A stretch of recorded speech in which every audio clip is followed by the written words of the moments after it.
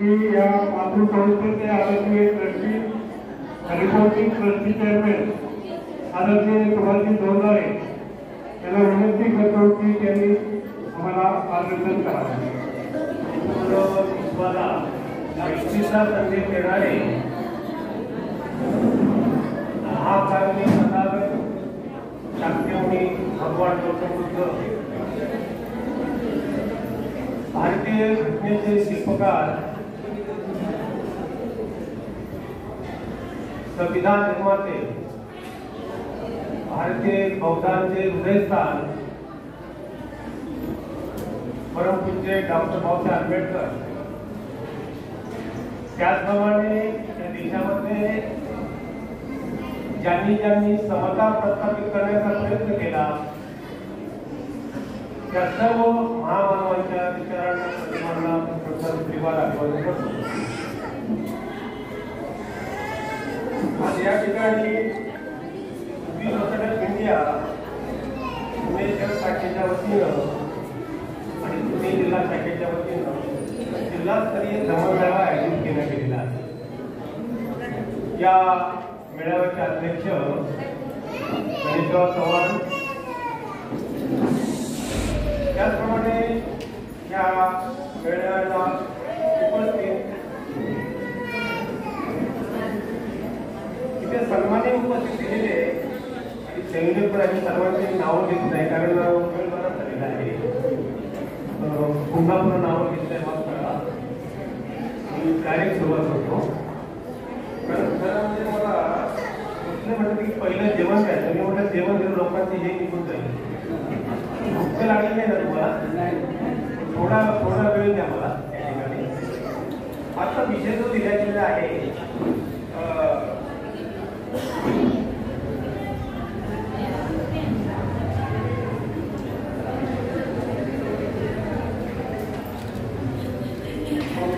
आचारसंहिता व समाजाचे पालन करणे हा विषय या ठिकाणी दिलेला आहे.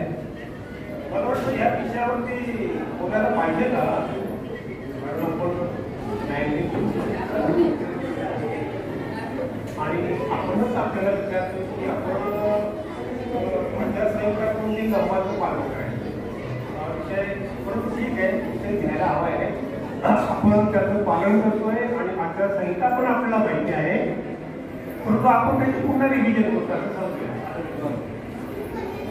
मी एक पण प्रश्न विचारतो आणि नंतर विचारत सांगतो.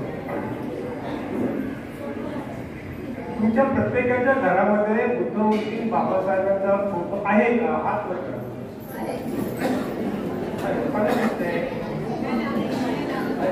तुम्ही दररोज घराच्या बाहेर पडताना, कामावर जाताना भगवान बुद्धांचे बाबासाहेबांचं दर्शन घेऊन बाहेर पडतात का? सगळेच पडतात.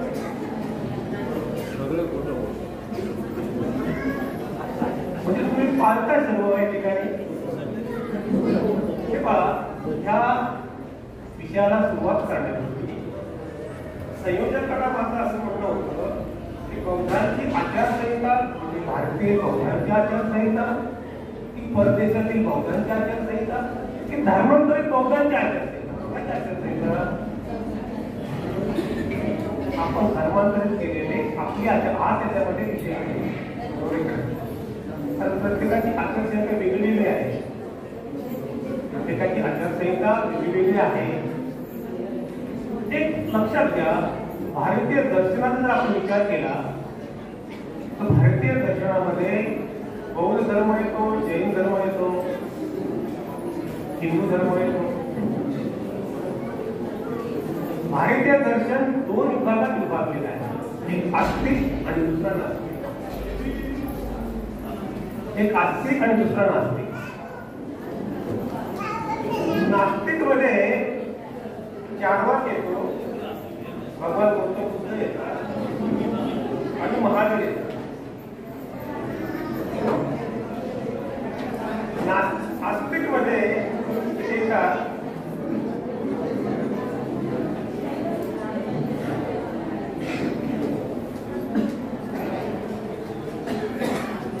आस्तिक मध्ये 6 येतात: न्याय, वैशेषिक, सांख्य, योग, मीमांसा आणि वेदांत. ते आस्तिक आणि नास्तिक मध्ये फरक काय आहे?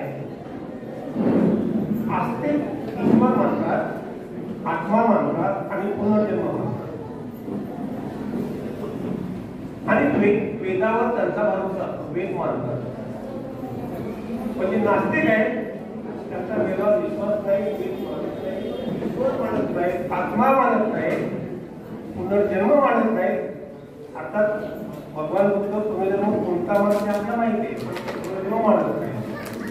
आता दोन प्रमुख गोष्टीचा जर विचार जर आपण जर केला लक्षात घ्या,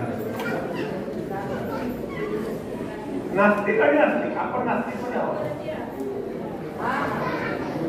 आणि आपल्याला आस्तिकताला विचार करायचा. आस्तिकमध्ये जे आहे ते सगळं ईश्वर मानतात, पुनर्जन्म मानतात आणि वेदावरती विश्वास वगैरे आहे. त्याची चर्चा आपण नाही करायची. आपण चर्चा करायची आपली आचारसंहिता. पण आपली आचारसंहिता विचार करताना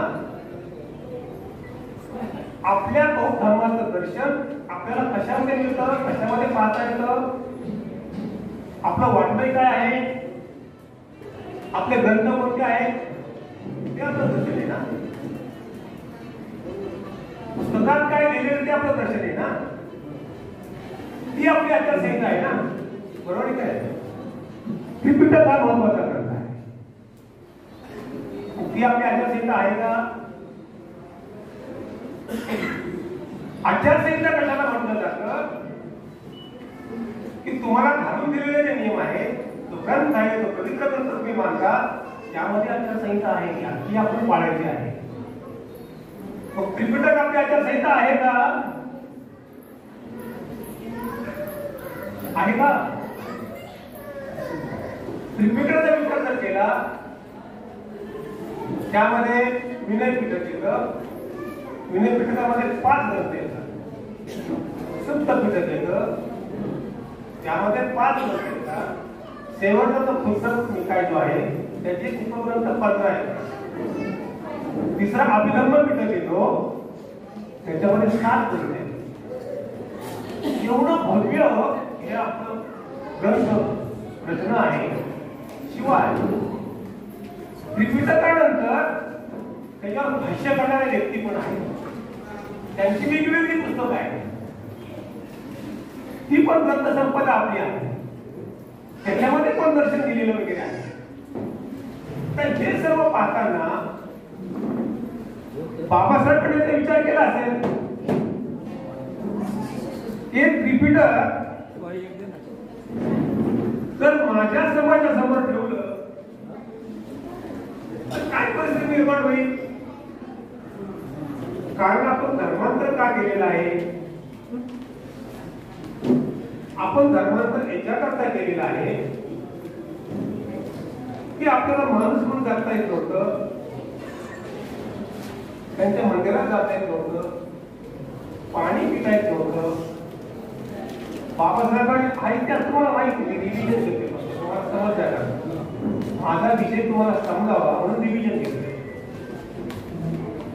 बाबासाहेबांनी प्रयत्न केले मंदिरात जाण्याचा, पाणी पिण्यात, पण जमलं का? नाही जमलं. आणि जर जमून यायचं नव्हतं मग बाबासाहेबांनी काय विचार केला, यापेक्षा आपण हा धर्म सोडला गेला म्हणजे आपली आयडेंटिटी वेगळी राहील. आपली आयडेंटिटी वेगळी राहील, समाजात आपल्या व्यक्तीला महत्व राहील, ते हिंदू धर्मात राहणार वगैरे नाही. पण हे करताना बाबासाहेबांना धर्माचा पूर्वी प्रेस कॉन्फरन्स मध्ये काही पत्रकारांनी प्रश्न विचारलेला होता की बाबासाहेब तुम्ही हिंदू धर्म सोडला याबद्दल काय समजते, पण आता तुम्ही बौद्ध धर्म स्वीकारणार आहात आणि भगवान बुद्ध तर ईश्वर मानत नाही, आत्मा मानत नाही, विधी दिलेली आहे. मग आता तुम्ही जर बौद्ध धर्म स्वीकारणार आहात त्याच्यामध्ये फल नाही, त्याच्यामध्ये स्कूल नाही, स्कूल म्हणते त्याला आपण यान म्हणतो. महायान आणि हिनिया हे दोन महत्वाचे नंतर मग तयार झालेले आहे. तुम्ही कोणता स्वीकारणार? तर याच्यामध्ये पण मिसळ झालेली होती. हिंदू धर्माचे काही तत्व होते. मेन तत्व काय? आस्तिक आणि नास्तिक. ज्यामध्ये ईश्वर मानत नाही, ज्यामध्ये पुनर्जन्माला थारा नाही, ज्यामध्ये आत्मा नाही, ते नास्तिक. आणि आस्तिकमध्ये कोणते आहे? मानसते. मग आता जर महायान आणि ईशान्येमध्ये ही तत्व गेलेली असतील, जर त्यांच्या परंपरेमध्ये ते देव मानत असतील, ते देवाची पूजा करत असतील, ते पुनर्जन्म मानत असतील, ते आत्मा मानत असतील, ते आपण स्वीकारायचं का? बाबासाहेब म्हणजे नाही. तर मी ती प्राथमिकता दिलेली आहे. माझा समाज आतापर्यंत ज्या व्यवस्थेने भरलेला आहे तो म्हणजे ईश्वर, आत्मा, अंधश्रद्धा. आणि भगवान बुद्धांनी ज्या वेळेला त्याला ज्ञान प्राप्ती झाली त्यावेळेला सुद्धा हा समाज ईश्वर, आत्मा याच्या मागे लागलेला होता. संपूर्ण दूषित समाज होता. आणि हे जे आहे ईश्वर, आत्मा, पुनर्जन्म हटवल्याशिवाय या समाजाची प्रगती होणार नाही. त्यामुळे मला नवीन समाज निर्माण करायचा आहे. ही जी मंडळी होती ही पृथ्वी कशी निर्माण झाली? ईश्वर कुठून आला? आध्यात्मिक भगवान बुद्ध मला काय म्हणते? मला नवीन समाज निर्माण करायचा की ज्यामध्ये अंधश्रद्धा राहणार नाही. आणि म्हणून त्यांनी कसा भिक्खू वर्ग निर्माण केला. एक लक्षात घ्या, भिक्खू वर्गाला आज्ञा दिली तुम्ही ब्रह्मचारी राहायचं, ज्ञान प्राप्त करायचं आणि धर्माचा प्रसार आणि प्रचार करायचा. बहुजनी काय बोलणं सुरू आहे. तिथं साधे लोक होते का उपासक? लेखन धर्माचा प्रचार प्रसार करत होते का? नव्हते. लक्षात काय होते? त्यावेळेला फक्त बौद्ध भिक्खूंनाच अधिकार होता. सामान्य माणसाला एक शब्द एक लक्षात घ्या. भगवान बुद्धांनी जी संघाची स्थापना केली त्यांना अनेक आचारसंहिता निर्माण केली, नियम केले. कारण तुम्ही जर नियमात वागला तर समाज तुमचा ऐकल, समाज तुमचा आदर्श घेईल. आणि म्हणून ती भिक्खूची रचना केली. आणि त्यामुळे सामान्य माणसाला अधिकार नव्हता. आता हा फरक लक्षात घेतो. हा फरक लक्षात त्या ठिकाणी. परंतु प्रकार या ठिकाणी असा झाला की बाबासाहेबांनी धर्मांतर केल्यानंतर तुम्हाला अधिकार दिले. तुम्ही भिक्खू आहात का? तुम्ही आचारसंहितेचे पालन करणारे आहात का? त्यावेळी तुम्ही पाळत असाल. तुमचे ऑफिसर घेत नाही. बाबासाहेबांनी ज्या वेळेला अधिकार दिले मी तुम्हाला अधिकार देतो तुम्ही करा. दिले की नाही अधिकार? हो की नाही म्हणा ना. अधिकार दिले की बौद्ध धर्माचा प्रत्येक प्रसार करा. त्याच्यानंतर कारण पण लक्षात घेतलं पाहिजे. आपण इतिहासाच्या मागे जाऊया. त्याचं कारण असं आहे या बौद्ध धर्माचा ह्रास ह्या भारतामध्ये झाला. याचं कारण काय? एक महत्वाचं कारण सांगतो मी काही तुम्हाला सूत्रबद्ध सांगणार आहे. सगळं डिटेल सांगता येणार नाही. तुम्ही समजून घ्या. मुस्लिमांच्या स्वाऱ्या झाल्या. मुस्लिमांनी अनेक कत्तल केली. मंदिरं हे सगळी पाडली वगैरे. ब्राह्मणांची कत्तल केली, भिक्खूंची कत्तल केली. आपला धर्म सांगणारा वर्ग तर भिक्खू होता. त्याची कत्तल केली आणि ते भिक्खू पळून गेले. एक फरक त्याच्यामध्ये आहे. आपला जो झगडा आहे तो ब्राह्मणी धर्म आणि बौद्ध धर्म याच्यामध्ये आहे. ब्राह्मणी विचार आणि बौद्ध विचार याच्यामध्ये आहे. त्यावेळेला काय केलं? ब्राह्मणांचे जे धर्मगुरू होते त्यांनी पुरोहित वर्ग निर्माण केला आणि त्यांना हे सगळे संस्कार करायला लावले. प्रत्येक घरामध्ये पुरोहित होता, तो धर्मगुरू नव्हता. पण ज्या वेळेला हिंदूंच्या धर्मगुरूंची कर्तव्य निघून गेले, पण त्यांचा धर्म जिवंत राहिला का पुरोहित वर्ग होता. आपला काय नाही राहिला, पुरोहित वर्ग नव्हता. म्हणजे त्यावेळेला हिंदू धर्म का टिकला? घराघरामध्ये पुरोहित वर्ग होता, आपल्यात नव्हता. बाबासाहेबांचं हेच लक्षात आलं. तुम्ही लक्षात घ्या की मी या भारतामध्ये बौद्ध धर्माची पुनर्स्थापना करतोय, परंतु भगवान बुद्धाची जी विचारधारा आहे ती चालवणारा भिक्खू वर्ग नाही.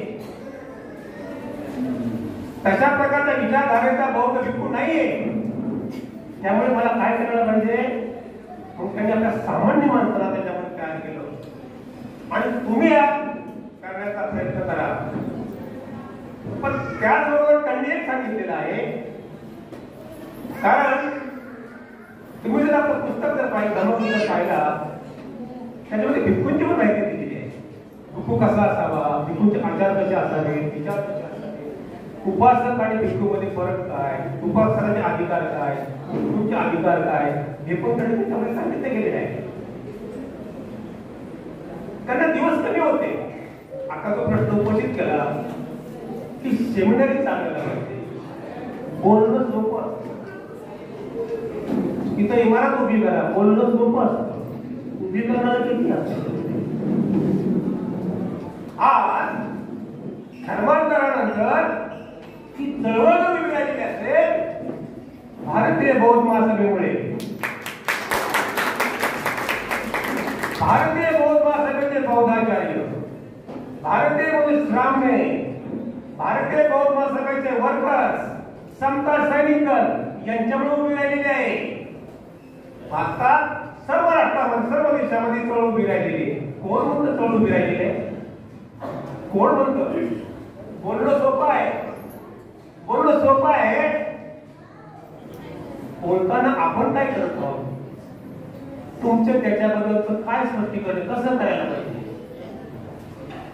त्याचा मॅप काय आहे?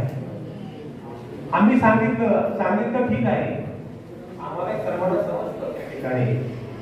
मला वाटतं देशाचा पंतप्रधान व्हावा, होईल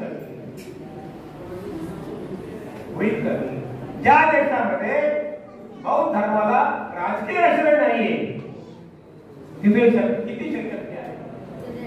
आज सर्व दृष्टीने आपली बिहार म्हणा, आपल्या जागा म्हणा, या आपल्या कशा जातील हा प्रयत्न केला जातोय. तिथं ही सेमिनरी बनवणं किती अवघड काम आहे. बाबासाहेबांनी सांगितलं त्या ठिकाणी की ह्या बौद्ध धर्म टिकवायचं असेल तर भिक्खू असला गेला पाहिजे.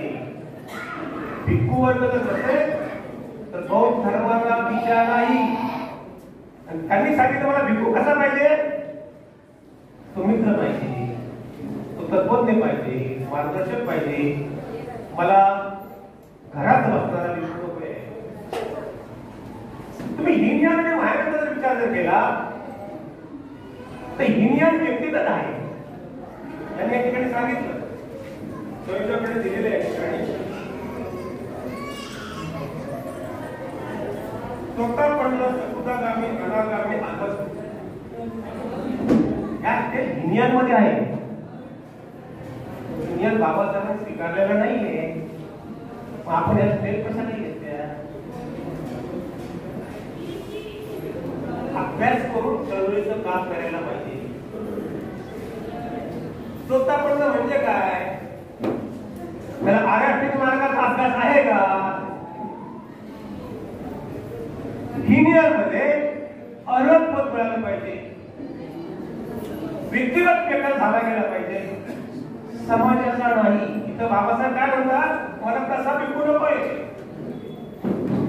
मला फक्त अर्हत पद मिळालं गेलं पाहिजे. मी सकुदागामी, मी अनागामी आहे, मी हे नाही. मला मठवादी भिक्खू नकोय, मला फिरणारा भिक्खू पाहिजे. म्हणजे बाबासाहेबांनी हिनी आणि माहेर मधलं पाहिजे ते घेतले गेलेले आहे. माहेर काय सांगतो? अर्हत काय सांगतो?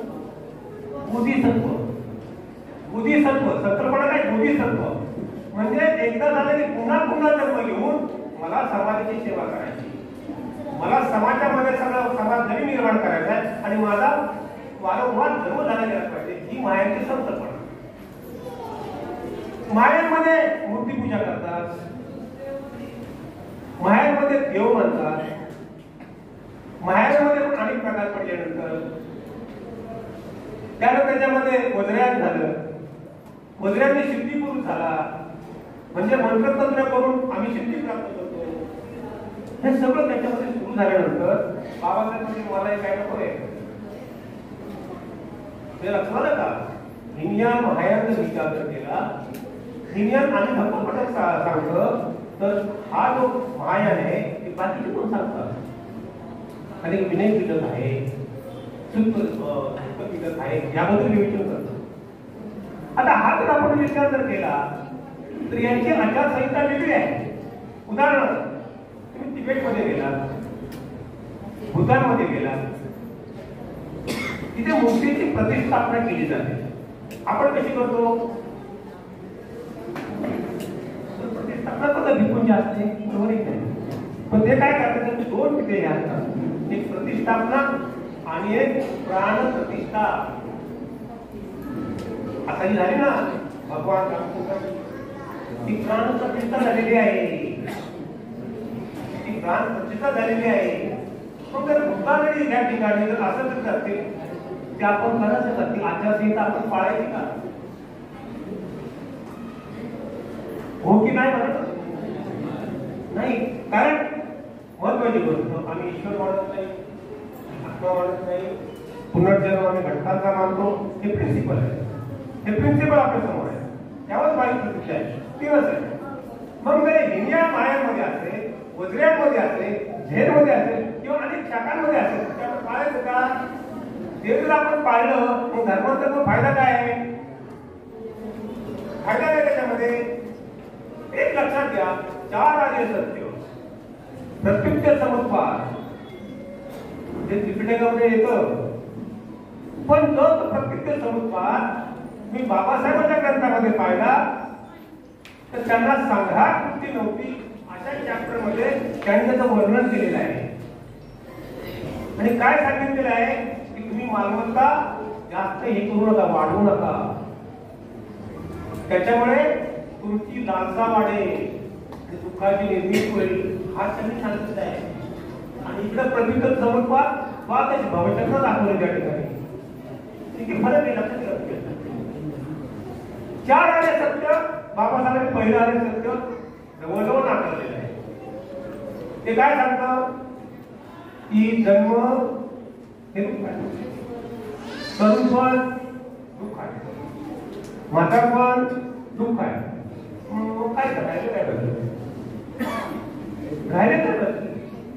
मग त्यांनी काय सांगितलं त्याच्यामध्ये?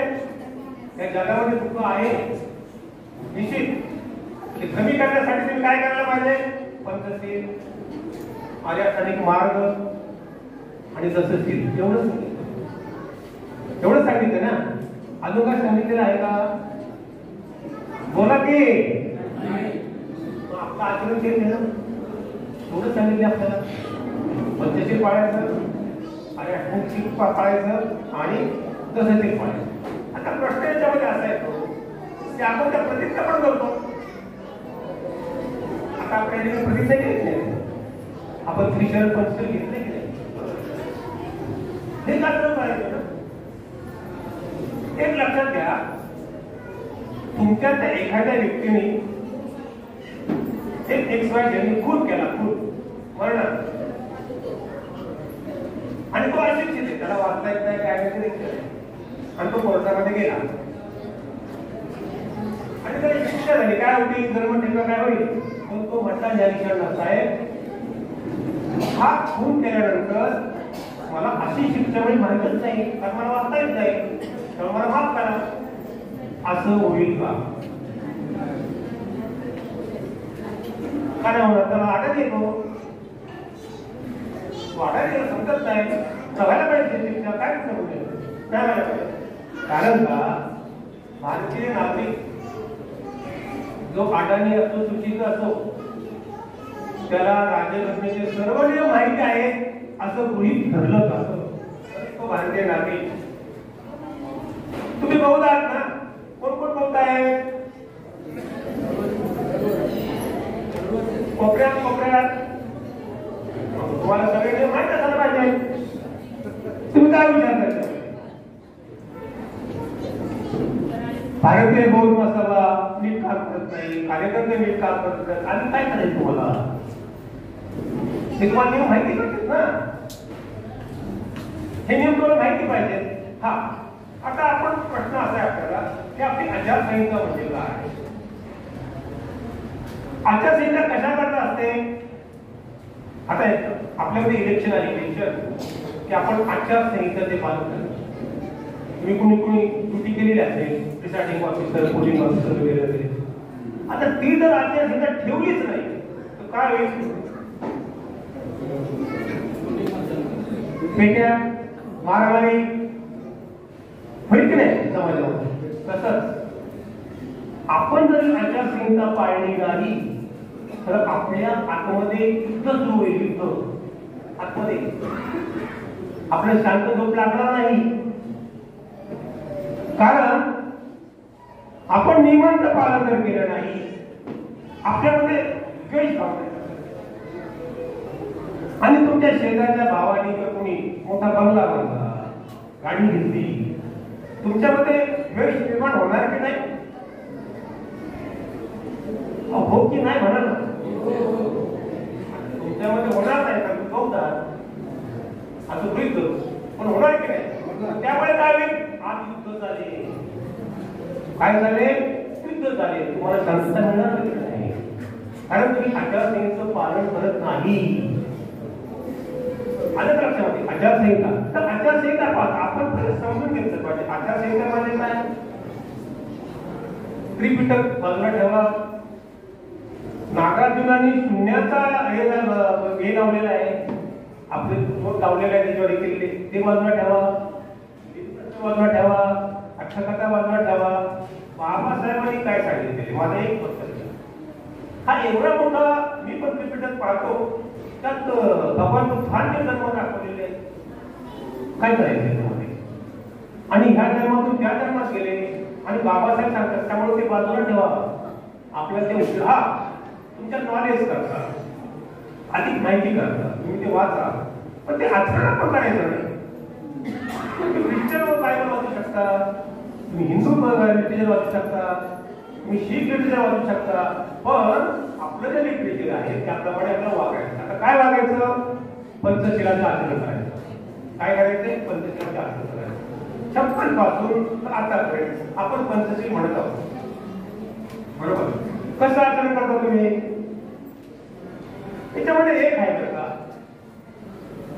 हिंदू धर्मामध्ये काय आहे की जर केलं नाही तर तुमच्या कुटुंबाची वातावरण होईल, तुम्ही तुम्हाला रोग होतील, अनेक आपल्यामध्ये काय जर पंचशील पाळलं नाही तर काय होईल? तुम्हाला काय होईल? सगळ्यांना काय? आपण आचरण करतो ना, आचरण करायचं. तुम्ही आचरण नाही केलं काय होईल? तेव्हा आपले दोन मुद्दे. एक तर आपण काय आचारसंहिता म्हणजे काय, मुद्दा एक, पालन कसं करायचं मुद्दा दोन, आणि पालन केलं नाही तर फायदे तोटे काय हा मुद्दा तीन. पहिला मुद्दा आता आपण पालनाचा विचार करूया की तुम्ही जर पाळले नाही तर काय होईल? लक्षात सगळ्यांचं काय लक्षात बरं.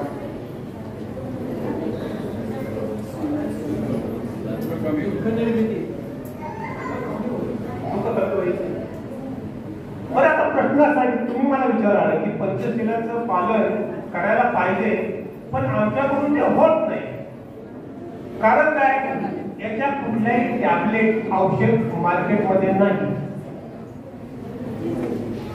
तुम्ही स्टोर मध्ये गेलात, मेडिकल स्टोर मध्ये, आणि मला टॅबलेट द्या की मला खोटं बोलायचं नाही, टॅबलेट मिळेल का?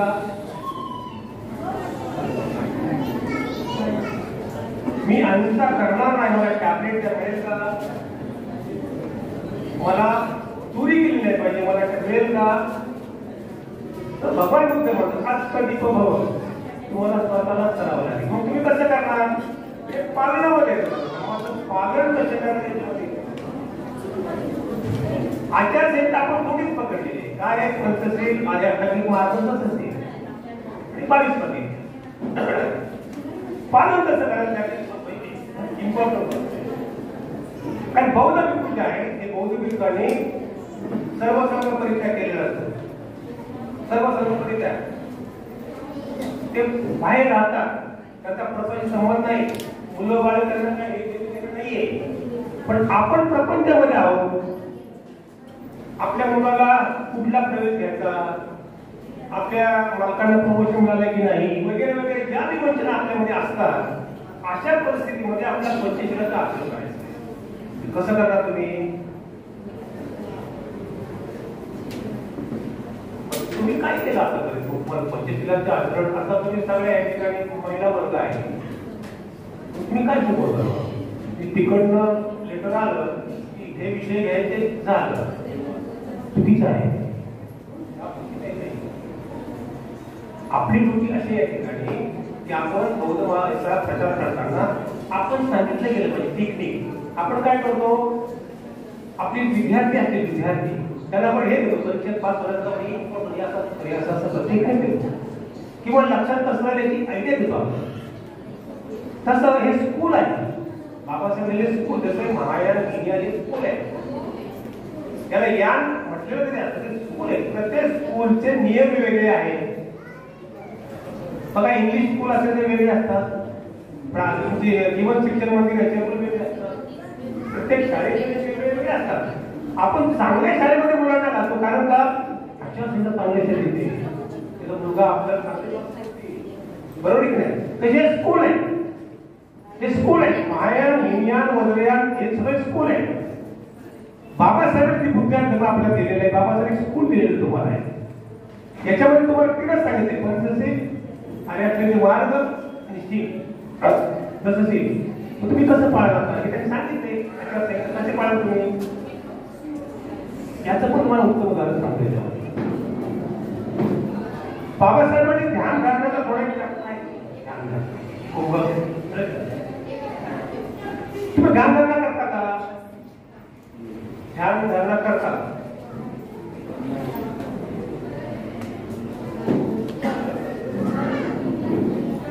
काय शिकवलं तुम्हाला?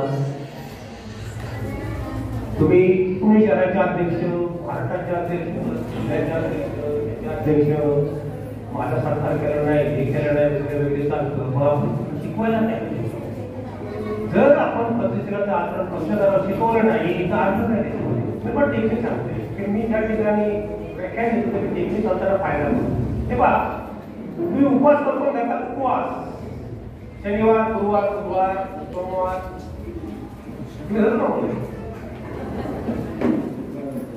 पौर्णिमा, परमोत्तर पौर्णिमा याला बौद्ध उपवास आणि बौद्ध भिक्खूंना उपवास धरायला सांगितलेले बाबा यांनी 4 ते कशाकडे सांगितलेलं आहे की तुम्ही उपवास धरल्यानंतर तुम्ही कुठलाही दुर्गुण करता कामा नये, तुमच्या कुठल्याही नियमाचा भंग होता कामा नये. आणि या उपवास झाल्यानंतर त्यांची मिटिंग होते, त्यात कबूल करायला आणि जर केला तर शिक्षा होते. त्यांच्यामध्ये ते ऍडमिनिस्ट्रेशन होतं, आपल्यामध्ये आहे का? मग आपणच करायला गेलं पाहिजे. आपण उपवास धरल्यानंतर नीट नीट नीट नीट नीट समोर दाखवण्यामध्ये होतं. तुम्ही उपवास धरल्यानंतर आपण पंचशीलामध्ये एकच घेऊया की मी खोटं बोलणार नाही. ध्यान धारणा घेताना श्वासावरचं नियंत्रण ठेवायचं. अनुलोम प्रतिलोम तुम्हाला माहिती असेल वगैरे, बरोबर आहे की नाही? तो पहिला करायचा, शांत ठेवायचं आणि मी खोटं बोलणार नाही. मला चिंतन करायचं, चिंतन म्हणा ते प्रॅक्टिकली लक्षात घ्या. तुम्ही तुमच्याकडे करू शकता. 10 मिनिट तुम्ही करणार, त्याच्यामुळे फायदे तोटे काय हे पण चिंतन म्हणून करायचं. मी खोटं बोलणार नाही. 1 महिना प्रॅक्टिस करा. या किती वेळा खोटं बोललेलं वगैरे आहे, किती वेळा खोटं बोललेलं वगैरे आहे. ज्या वेळेला तुम्ही उपासकांचे वर्ग चालवता, उपासिकांचे वर्ग चालवता, मला केंद्र प्रमुखाला अशी विनंती आहे की तुम्ही फॉर्म भरून घ्या त्या ठिकाणी. आणि जी पहिली बॅच आहे तिला पुन्हा कंटिन्यू करायचं घेऊ नका तुम्ही.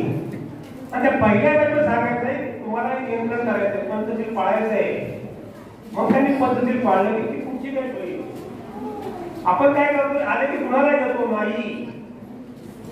हा धर्म पाळण्याकरता तसेच लोक पाहिजे. सर्वसाधारण लोकांना पाळता येणार नाही, त्यांना शिकवलं गेलं पाहिजे.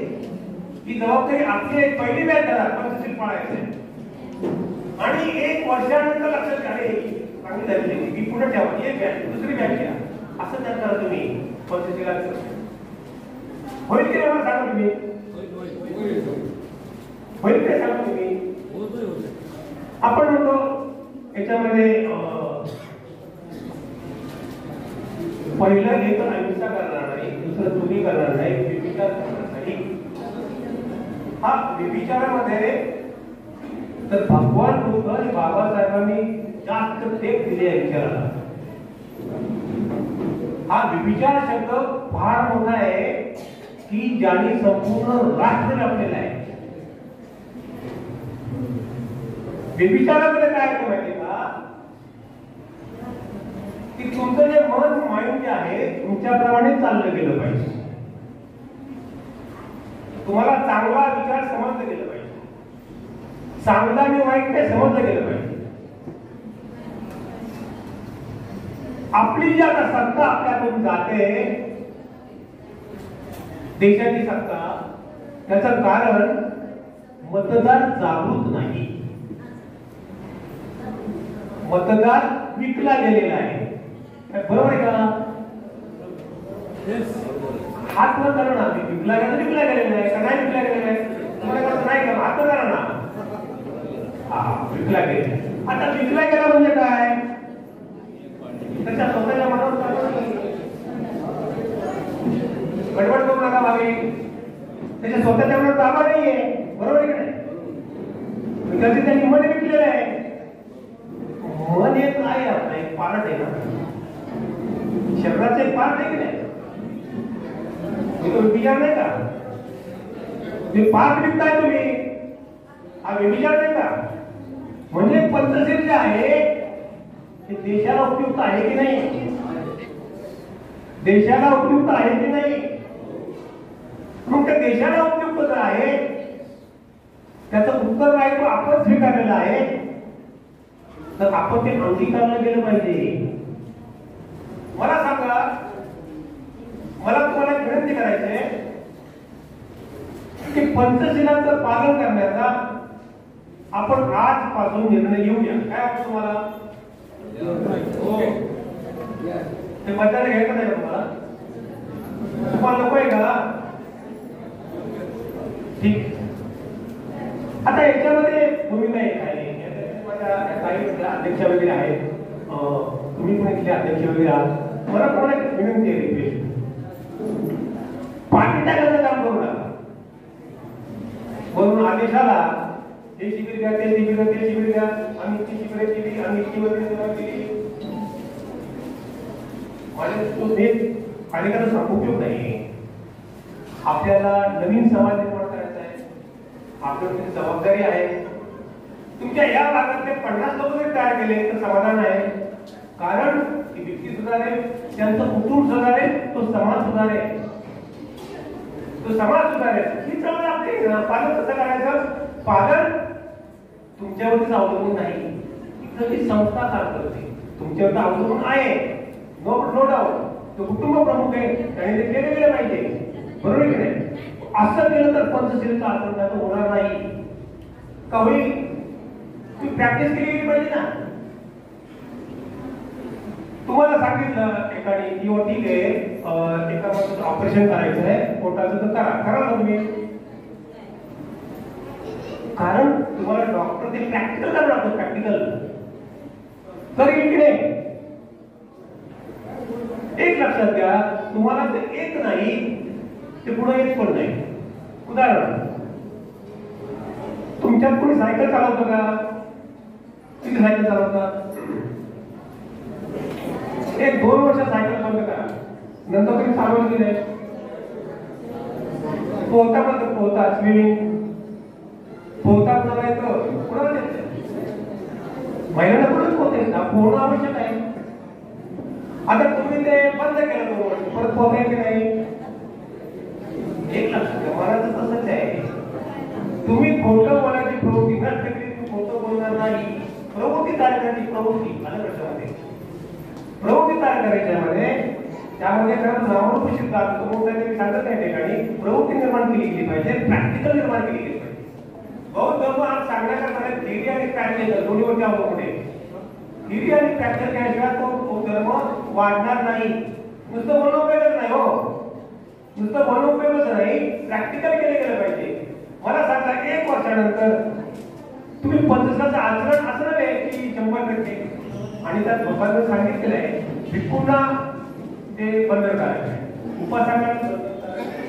पण एक लक्षात घ्या, आता तुमचा मुलगा आता 12वी परीक्षा आलेली आहे, बरोबर आहे, किती मार्क पडायला पाहिजे? पासिंगला पासिंग बरोबर आहे का? 35. तर काही 90 आहे, थोडा 35.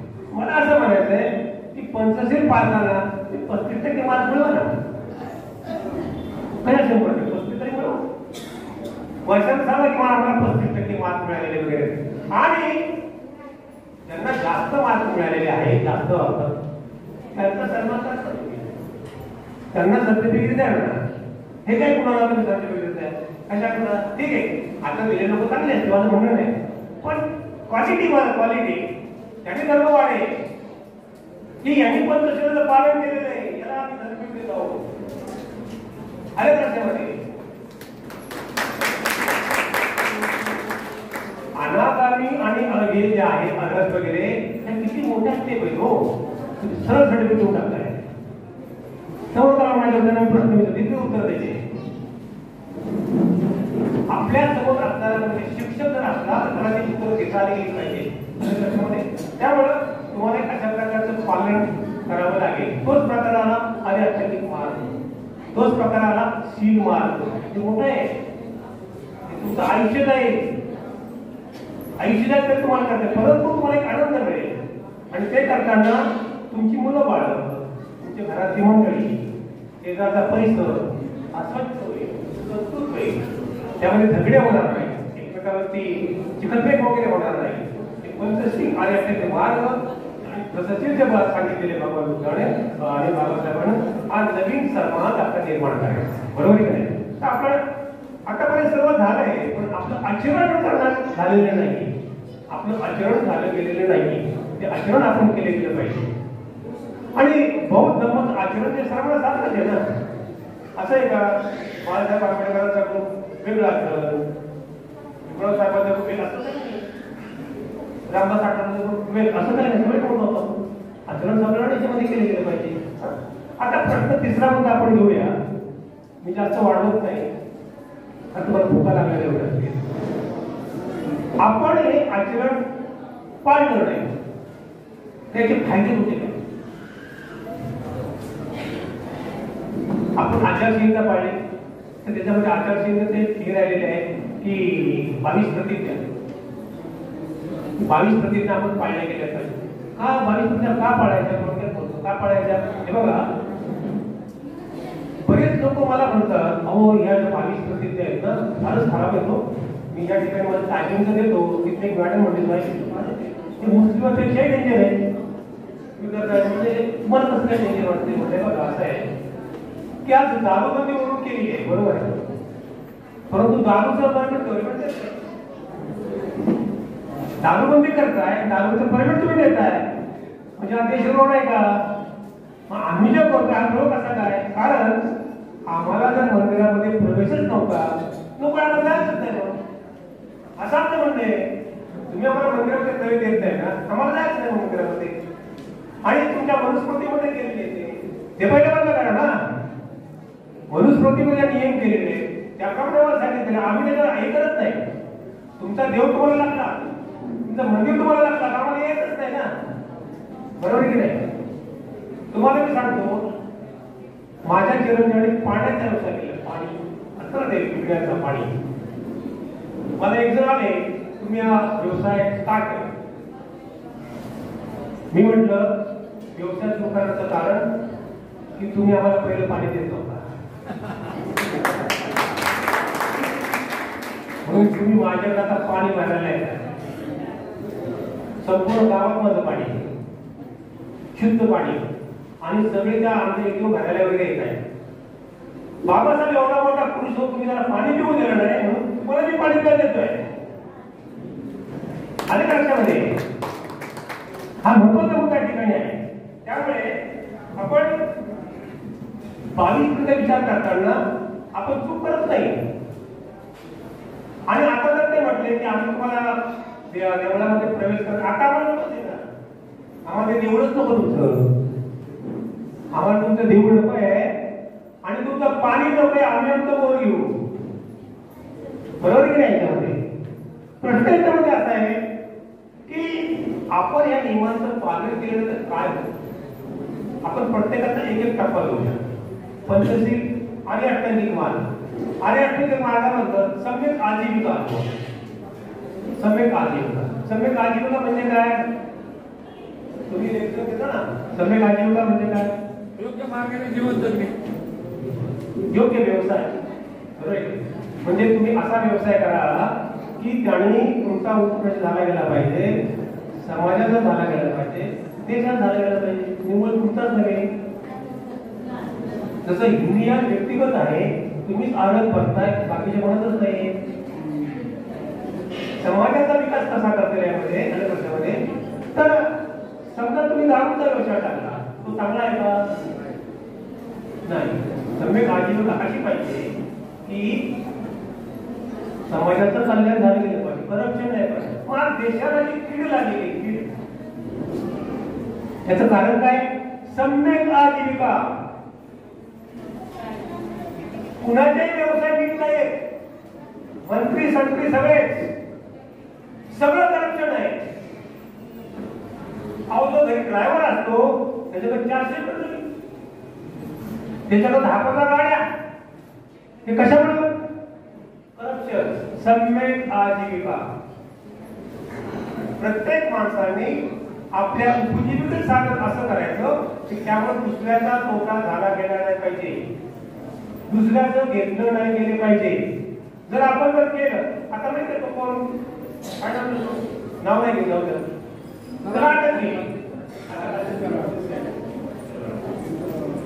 म्हणजे त्याला थोड्यापुरतं समाधान लावलं, पण नंतर काय झालं? परिणाम बघायचे. परिणाम आपण जर पाळले गेले नाही तर वाईट परिणाम काय होतात? शेवटी मनुष्य त्याचं वाईट होते. मग तुम्ही चांगले वागून जर केले, तुमचं शेवटी वाईट होतं. बरोबर. तुम्ही असं समजू नका की सर्वसामान्य माणूसच खराब आहे, असं नाही. शिकलेली माणसं पण खराब आहे. जास्त जरा बरोबर पण आहेत ना. तेव्हा तुम्ही डॉक्टर घ्या. डॉक्टर काय करतात? किडनी ऑपरेशन, बरोबर, पण आतमध्ये जातात, त्यांच्यावर पोट चालतात.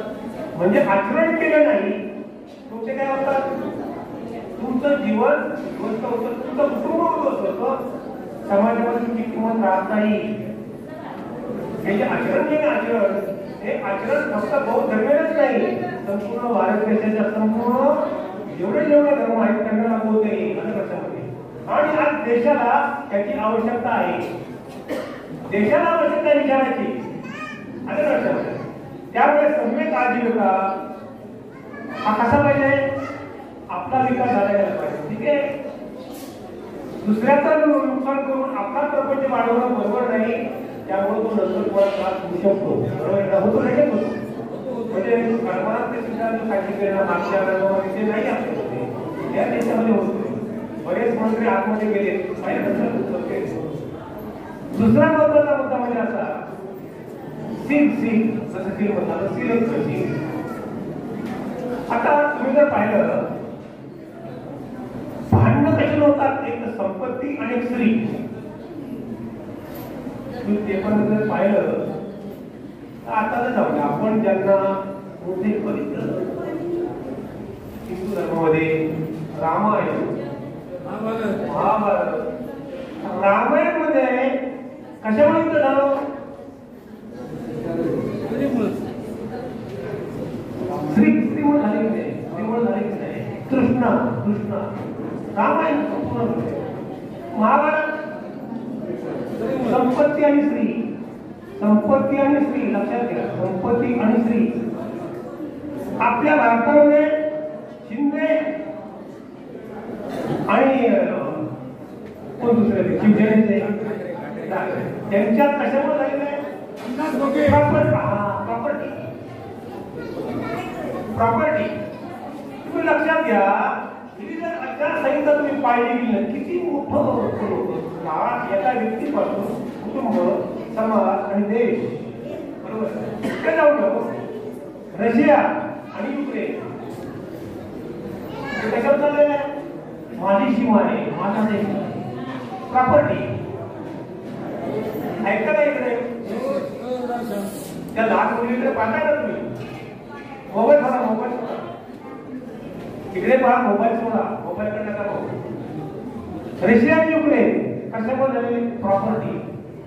लक्षात घ्या, जगामध्ये या देशामध्ये या कुटुंबामध्ये समाजामध्ये जे झगडे होतात त्याचं कारण म्हणजे स्त्री आणि प्रॉपर्टी. मग त्यामुळे सील जर तुम्ही पाळलं, सील मध्ये तुम्ही महत्व दिलं की माझी आई ती माझी आई, माझी पत्नी माझी पत्नी, माझी हे झाल्याला जर तुम्ही दर्जा दिला तर असं होईल का? सील पाळले गेले पाहिजे, नीतिमत्ता पाळली गेली पाहिजे. नैतिकतेवरती बौद्ध धर्माने जास्त भर दिला गेलेला आहे. नैतिकता महत्वाची आहे, पण आपल्या देशाचा जर कारभार पाहिला, नैतिकता किती पर्सेंटेज आहे? 0%. 0 मायनस. हा जर आपण जर विचार जर केला आणि आपल्या नवीन समाजाची उभारणी जर करायची असेल, नवीन समाज निर्माण करायचा असेल, तर आपण हे पाळलं गेलं पाहिजे. दुसरा तुम्हाला शेवटचा विचार सांगतो, या देशामध्ये जे राज्य जे आहे ते राज्य कुणाचं आहे?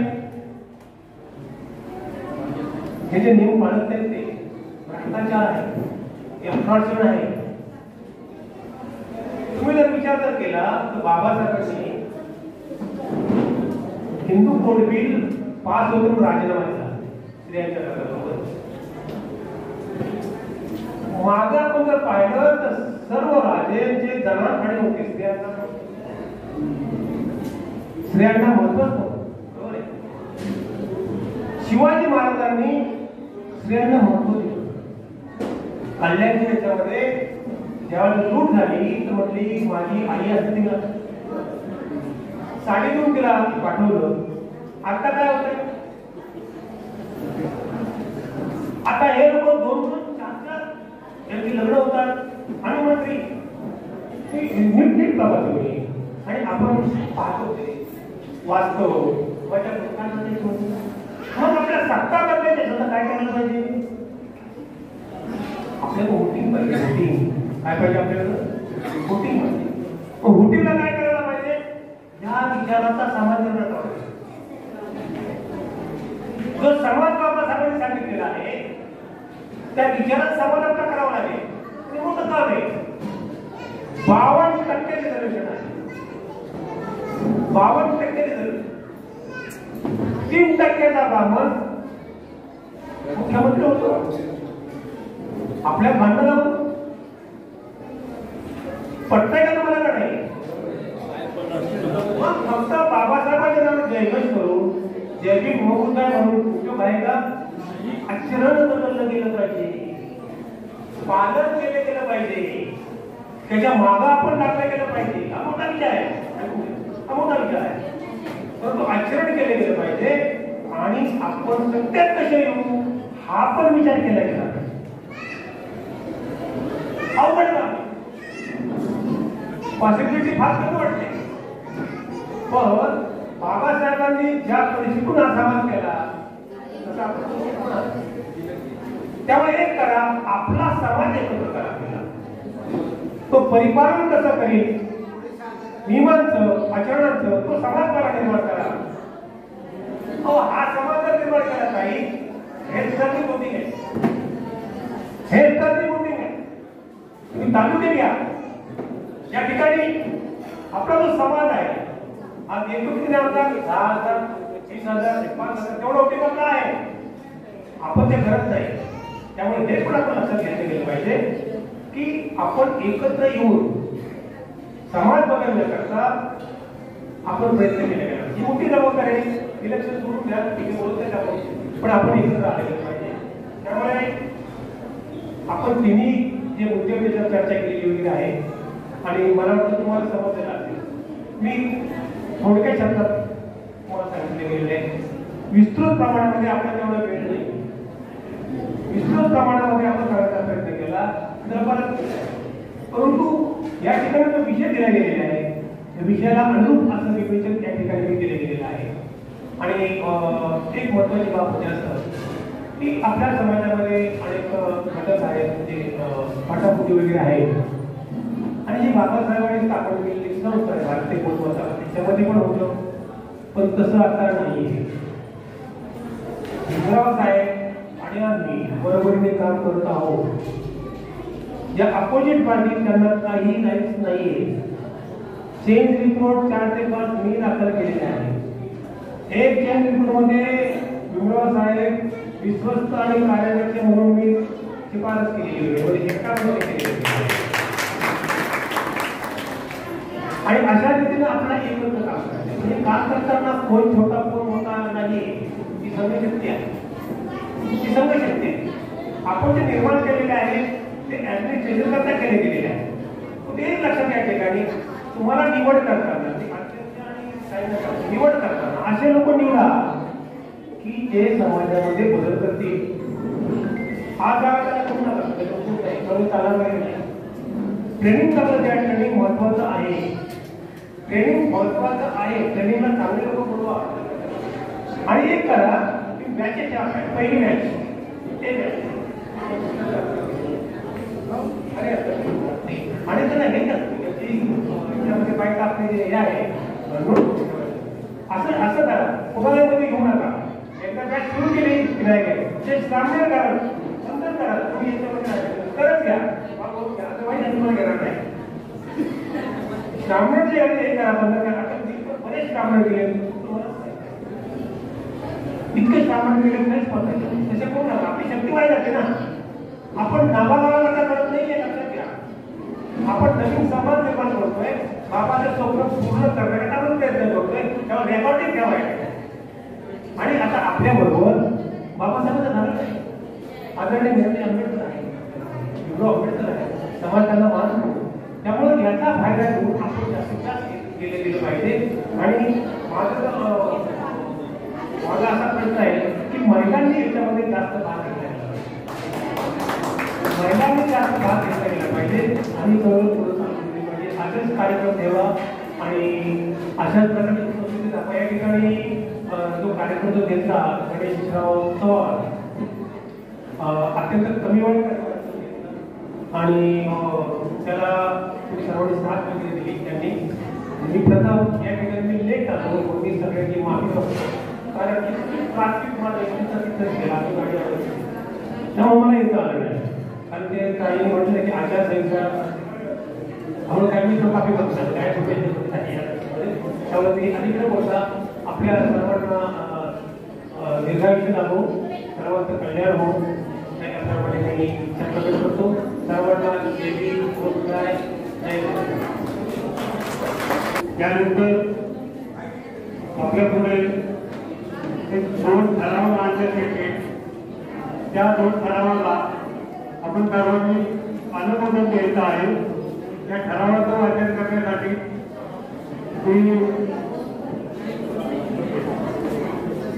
कैलास थोरात ते महानगरपालिकेच्या शाळेत मुख्य व्यापक आहे. मी कैलास थोरात यांना विनंती करतो की त्यांनी ठरावाचं वाचन करावं. परमपूज्य मोदी तत्व विश्वरत्न डॉक्टर बाबासाहेब आंबेडकर संस्था भारतीय बौद्ध महासभेचा पुणे शहर शाखेतर्फे आयोजित जिल्हास्तरीय मेळाव्यात आपण सर्वजण जमलात. मी पुणे शहर कमिटीतर्फे आपल्या सर्वांचं स्वागत करतो आणि सर्वांनी खूप छान पद्धतीने ऐकून घेतलं त्याबद्दल सर्वांचे प्रथमतः आभार मानतो. आणि अतिशय खूप छान पद्धतीने आपला विषय होता पदार्थी आकर्षीय समाजातील पालन याविषयी डॉक्टर राजाराम बडगेकर आणि आपले रिपोर्टिंग ट्रस्टी माननीय सुभाष डोंगरे साहेब अतिशय मंत्रमुग्ध पद्धतीने त्यांनी आपल्या विषयावर मंथन केलेलं आहे आणि नक्कीच आपण पुन्हा एकदा पूर्णपणे पद्धतीने जात आहोत. तर या जिल्हास्तरीय मेळाव्यासाठी आपण 2 ठराव मांडणार आहोत. त्याला सर्वांनी मंजुरी द्यायची आहे. तर ते ठराव मी आता वाचत आहे. ठराव क्रमांक 1, परमपूज्य डॉक्टर बाबासाहेब आंबेडकरांच्या दृष्टीतील आदर्श बौद्ध समाज निर्माणासाठी एका सर्वमान्य मार्गदर्शक आचारसंहितेचे पालन प्रत्येक बौद्ध व्यक्तीने करावे. ठराव क्रमांक 2, सर्वमान्य मार्गदर्शक आचारसंहितेची पुस्तिका दी बुद्धिस्ट सोसायटी ऑफ इंडियाच्या बोर्ड ऑफ ट्रस्टीज व राष्ट्रीय कार्यकारिणीने प्रकाशित करून लोकांना वितरित करावी. ठराव करणं मंजूर आहे? मंजूर आहे? मंजूर आहे? पुन्हा एकदा सर्वांचे मनपूर्वक आभार. त्यानंतर या कार्यक्रमाच्या अध्यक्ष हे या मातृ संस्थेचे पुणे शहराचे अध्यक्ष आहेत आयुष्यमान गणेश चव्हाण. हे थोडक्यात आपलं मनोबल व्यक्त करतील.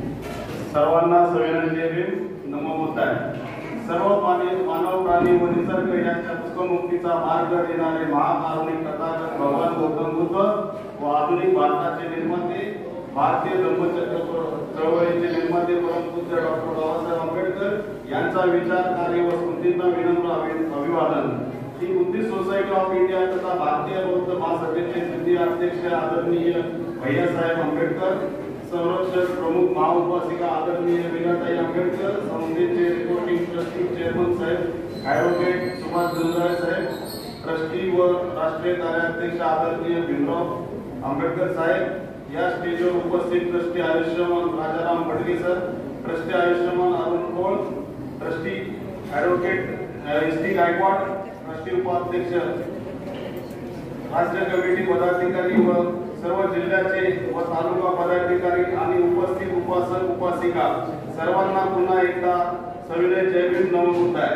संस्थेच्या माध्यमातून हा जिल्हास्तरीय मेळावा आज या ठिकाणी होत आहे. या धम्म मेळाव्याच्या आयोजनाच्या कमिटीतर्फे उपस्थित आपल्या सर्वांच्या या ठिकाणी स्वागत. या धम्म मेळाव्याच्या निमित्त या सभागृहात चर्चेसाठी विषय होता बौद्धांची आचारसंहिता व धम्मांचे पालन करणे. या विषयावर प्रमुख मार्गदर्शन या नात्याने आयुष्यमान सुभाष डोंगरे साहेब, रिपोर्टिंग ट्रस्टी चेअरमन यांनी विषय उलगडून सांगितला. त्याचप्रमाणे ट्रस्टी आयुष्यमान अरुण कोळ, ट्रस्टी राजाराम बडगे सर यांनी विषयावर सुंदर मांडणी केली. या विषयाला धरूनच धम्म मेळाव्याच्या त्या 2 ठराव मंजूर झाले. हे ठराव या माननीय रिपोर्टिंग ट्रस्टी चेअरमन डोंगरे साहेब व उपस्थित असलेले ट्रस्टी यांच्याकडे पुढील त्यांच्या पातळीवर देण्यासाठी देण्यात येत आहे. धम्म म्हणजे काय हे समजून घेऊन धम्माचे आचरण कसे करावे ही गोष्ट उपासक उपासिका या नात्याने आपल्या सर्वांना समजावी हा हेतू घेऊन आपण हा धम्म मेळावा आयोजित केला. आपण सर्वांनी साथ दिली व मेळावा संपन्न होत आहे व सर्वांचे आभार मानतो. सर्वांनी शांतपणे सर्व धम्म ऐकून घेतला. सर्वांचे आभार. जय भीम.